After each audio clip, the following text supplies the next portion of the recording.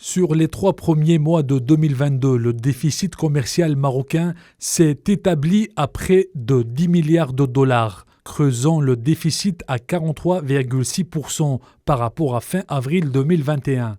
La dette marocaine dépasse le PIB estimé à 124 milliards de dollars. Pour les économistes, le pays n'est pas loin d'une faillite.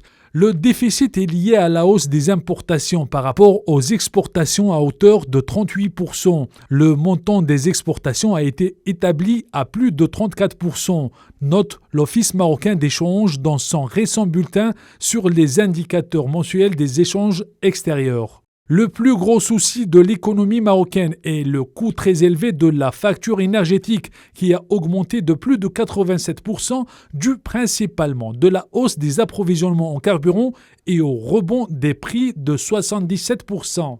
La hausse des produits énergétiques, notamment le gaz, a lourdement pesé sur les ménages du royaume, alimentant la grogne sociale des Marocains dans les rues pour protester contre la précarité et la pauvreté engendrée par la politique du Marzen. La ministre de l'économie et des finances du royaume écarte la possibilité de subventionner le secteur des hydrocarbures et précise que le gouvernement ne dispose pas de ressources financières suffisantes pour subventionner les carburants. Le retour sur la décision de libéraliser le secteur des énergies n'est pas donc envisageable, laissant ainsi le marché à la merci du libre jeu de l'offre et de la demande, au moment où le royaume vit au rythme de la corruption qui a gangréné tous les secteurs économiques.